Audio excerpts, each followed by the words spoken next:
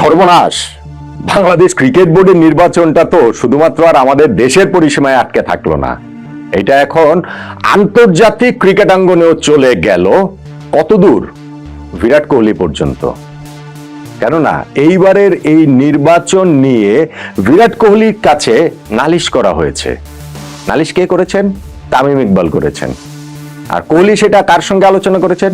গৌতম গম্ভীরের সঙ্গে আলোচনা করেছেন। বাংলাদেশ ক্রিকেট বোর্ডের নির্বাচন নিয়ে তামিম ইকবাল ফোন করে বিরাট কোহলিকে অভিযোগ জানাচ্ছেন, নালিশ জানাচ্ছেন, কোহলি সেইটা গৌতম গম্ভীরের সঙ্গে আলোচনা করছেন। এইটা ভাই আমার কথা না, এটা কল্পনারও কিছু না। এইটা স্পেসিফিক্যালি বলেছেন বাংলাদেশ সরকারের যুব ও ক্রীড়া মন্ত্রণালয়ের উপদেষ্টা আসিফ মাহমুদ। যমুনা টিভিতে তার একটা ইন্টারভিউ আমি দেখছিলাম, সেইখানটাতে এরকম অভিযোগ করা হয়েছে যে দেশের ক্রিকেটের ভাবমূর্তি ক্ষুণ্ণ হয়, এরকম কোনো কিছু যেন কেউ না করেন। প্রশ্নের যে জায়গা, সিরিয়াসলি আসলেই তামিম ফোন করে বিরাট কোহলিকে অভিযোগ জানাচ্ছেন বিসিবি নিয়ে, বিসিবির নির্বাচন নিয়ে, কোহলি সেটা আলোচনা করছেন গৌতম গম্ভীরের সঙ্গে। সিরিয়াসলি এটা হওয়া সম্ভব? যুব ক্রীড়া মন্ত্রণালয়ের উপদেষ্টা যখন বলেছেন তার মতো একটা রেসপন্সিবল জায়গা থেকে, তার মানে তার কাছে এটা তথ্য প্রমাণ রয়েছে। সেইটা কি আসলে জনসম্মুখে প্রকাশ করাটা জনস্বার্থে প্রয়োজন না? ক্রিকেটের স্বার্থের কথা যদি আমি বলি, সেটা কি তিনি করবেন? আর এরকম তথ্য প্রমাণ যে থাকে সেইটার কথাও তো যুব ক্রীড়া মন্ত্রণালয়ের উপদেষ্টা এই ইন্টারভিউতেও বলেছেন। তাদের কাছে আরো নানান তথ্য প্রমাণ রয়েছে, ফলে এইটা থাকাটাও তো আসলে খুবই স্বাভাবিক। সো বিরাট কোহলিকে ফোন করে তামিম ইকবাল এই অভিযোগটা করছেন কিনা সেইটা জানার অধিকার আমার মনে হয় বাংলাদেশের ক্রিকেট আঙ্গনের সবারই রয়েছে। নাকি এটা শুধুমাত্র একটা কথার কথা, এটা একটা হাওয়াই কথা, এটা একটা হাওয়াই অভিযোগ, একটা হাস্যকর কথা বলে পুরো জিনিসটাকে অ্যাটেনশন ডাইভার্ট করার একটা চেষ্টা কিনা, সেটাও বোধহয় বুঝে দেখার অধিকার এই দেশের মানুষের, এই দেশের ক্রীড়াপ্রেমী মানুষের, এই দেশের ক্রিকেট আঙ্গনের, ক্রিকেট প্রাঙ্গনের ওই মানুষদেরকে আসলে অবশ্যই রয়েছে। তামিম ইকবাল বিসিবি নির্বাচন করতেই চেয়েছিলেন, কিন্তু সেই নির্বাচন থেকে তিনি নিজেকে প্রত্যাহার করে নিয়েছেন। শুধু তিনি না, সঙ্গে আরো 15-16 জন প্রত্যাহার করে নিয়েছেন। এবং সেইখানটাতে গণমাধ্যমের মুখোমুখি হয়ে তামিম অনেকগুলো অভিযোগ করেছেন, যেই অভিযোগগুলো আসলে সেই অর্থে নতুন না। এই আশঙ্কার জায়গাগুলো তারা আগে থেকেই দেখছিলেন যে সরকারের এইখানটাতে হস্তক্ষেপ হচ্ছে, সরকারের এই জায়গায় নগ্ন হস্তক্ষেপ হচ্ছে। সেটা জেলা এবং বিভাগীয় ক্রীড়া সংস্থার কাউন্সিলর যখন তারা নির্বাচন করছিলেন, মনোনয়ন দিচ্ছিলেন, সেইখান থেকে শুরু হয়েছে।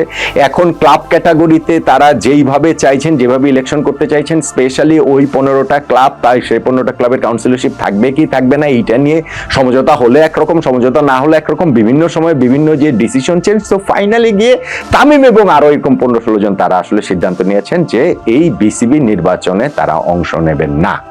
তামিম বলেছেন এই নোংরামিতে পার্ট তিনি আসলে হতে চান না, তিনি এবং তারা, সেই কারণে তারা সরে দাঁড়িয়েছেন। তাদের যে ভোট ব্যাংক দুর্বল, সেটা তা না। এই যারা রয়েছেন তারা সবাই হেভিওয়েট প্রার্থী, তাদের ভোট ব্যাংকও স্ট্রং, কিন্তু তারা এইখান থেকে এই নোংরামির পার্ট হতে চান না বিসিবি নির্বাচনের, ফলে সরে দাঁড়ালেন। যারা এখন বোর্ডে আছেন, যারা এখানে ক্ষমতাসীন রয়েছেন, যারা এখানে হস্তক্ষেপ করছেন, তারা এইভাবে নির্বাচন করতে পারবেন, নির্বাচনে জিততেও পারবেন। কিন্তু হচ্ছে গিয়ে তাতে বাংলাদেশের ক্রিকেট 100% হেরে যাচ্ছে, হেরে গেল। সেটা হচ্ছে গিয়ে তামিমের অভিযোগ। বাংলাদেশের ক্রিকেট বোর্ডের এই নির্বাচনটা একটা কালো দাগ হয়ে থাকলো, তামিমের অভিযোগ। বাংলাদেশ ক্রিকেট থেকে ম্যাচ ফিক্সিং দূর করার জন্য অনেক বড় গলায় কথা বলা হয়, এই ক্রিকেট বোর্ডের নির্বাচনের ফিক্সিং দূর করার আহ্বানটাও তামিম ইকবাল জানিয়েছেন। ফলে এরকম অনেকগুলো জায়গা তামিমের রয়েছে, যেই জায়গাগুলোতে স্পেসিফিক্যালি তিনি যারা ক্ষমতাসীন রয়েছেন তাদেরকে প্রশ্নবিদ্ধ করেছেন। যুব ক্রীড়া মন্ত্রণালয়ের উপদেষ্টা আসিফ মাহমুদকে তিনি প্রশ্নবিদ্ধ করেছেন, কিন্তু সেই জায়গাটাতে এখন উল্টা তামিমের বিপক্ষে যে অভিযোগটা তিনি করলেন, যে পাল্টা কামান তিনি ডাকলেন যে তামিম এই কমপ্লেনটা দিচ্ছেন বিরাট কোহলিকে, এইটা কি আসলে হওয়া কোনোভাবে সম্ভব কিনা? দেখেন, আমি প্রমাণের কথা বলছিলাম, প্রমাণটা তাদের কাছে থাকাটা খুবই স্বাভাবিক। এই ইন্টারভিউর মধ্যেই আসিফ মাহমুদ তিনি বলছেন যে তাদের কাছে কিছু কল রেকর্ডস রয়েছে ফোনের, যেইখানটাতে বলছেন তিনি যে তামিমপন্থীরা ফোন করে তাদের বলছেন যে এইবারের নির্বাচনে, বিসিবি নির্বাচন থেকে তারা যদি সরে না দাঁড়ান তাহলে 6 মাস পর তাদেরকে দেখে নেওয়া হবে। অর্থাৎ ইঙ্গিতটা স্পষ্ট যে যদি কখনো ন্যাশনাল ইলেকশন যে 6 মাস 6 পরে যদি হয়, তখন যদি কোন একটা পার্টি ক্ষমতা আসে তখন এইটা দেখে নেওয়া হবে। কারণ এই কল রেকর্ডস তো রাখেন আসিফ মাহমুদ রাজ, তো সেইটা যখন বলছেন তাহলে বিরাট কোহলির সাথে তামিমের যে ফোনের কথোপকথন তখন, এইটার কল রেকর্ডটাও মনে হয় তাদের কাছে আছে, বা কোনো তথ্য প্রমাণ ডকুমেন্টেশন। কল রেকর্ডই তো হওয়ার কথা, তামিম তো নিশ্চয়ই এটা কারোর মানে কোহলির সাথে কোথাও সামনাসামনি দেখা হয়েছে বলেছেন, এটা আসলে কিভাবে তারা জানবেন? হয় তামিম নিজে বলেছেন, একটা হতে পারে যে তামিম নিজে বলেছেন যে আমি কোহলির কাছে এই অভিযোগ করেছি, এটা হয় তিনি তামিম বলেছেন, অথবা এরকম কোনো ফোন রেকর্ডস আসলে থাকার কথা। সেইটা আসলে আমার মনে হয় সামনে আসলে ভালো হয়।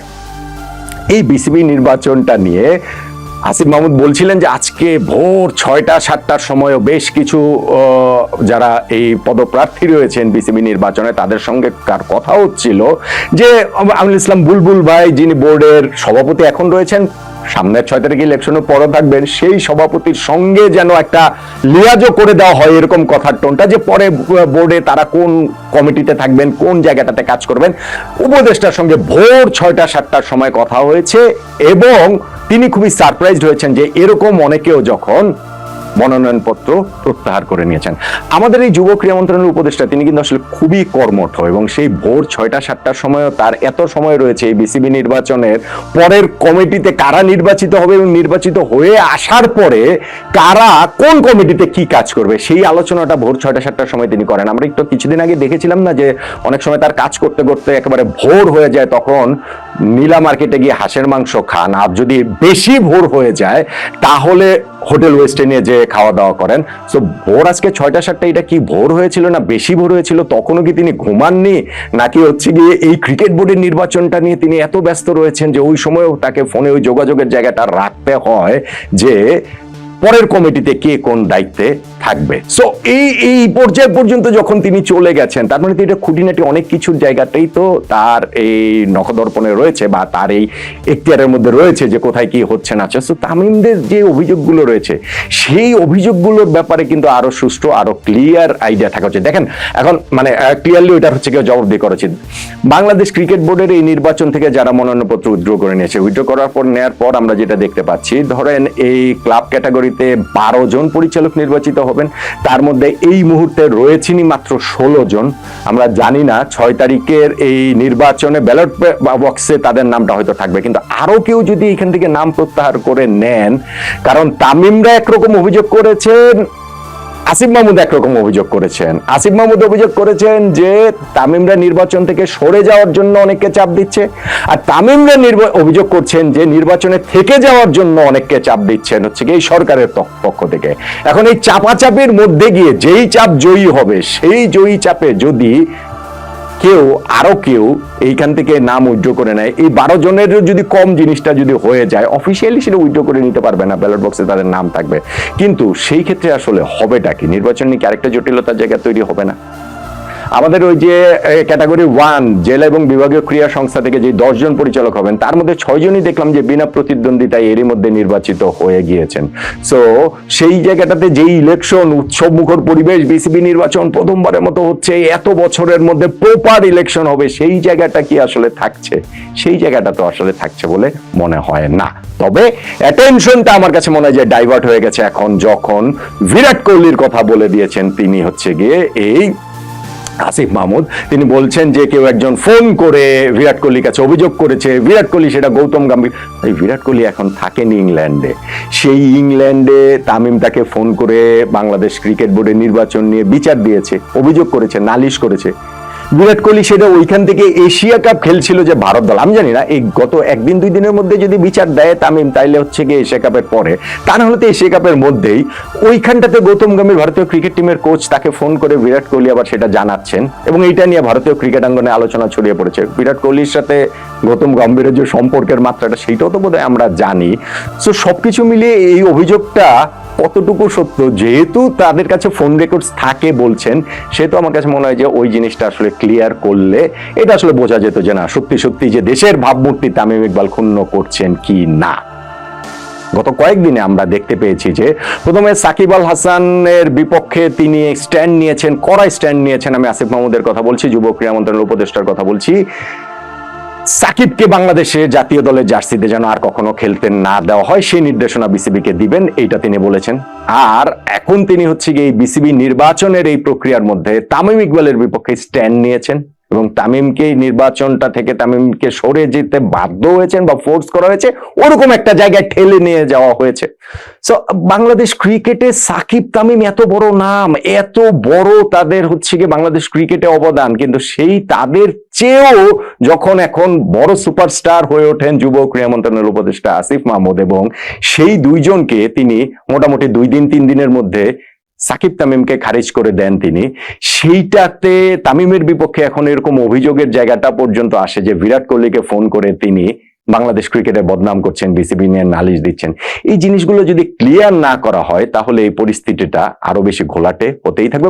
আমি যেটা বললাম যে আমি জানি না এই পুরো জিনিসটার মধ্যে কি আসলে সত্যতা আছে নাকি পুরো জিনিসটা অ্যাটেনশন ডাইভার্ট করার একটা অংশ, যে যেগুলো নিয়ে আলোচনা হচ্ছে সেই আলোচনা থেকে আলোচনাটা যেন অন্যদিকে চলে যেতেই পারে। দেখেন আমিও আজকে এটা নিয়েই তো অনেকক্ষণ ওই আলোচনাটা একটু মূলত আসলে করলাম।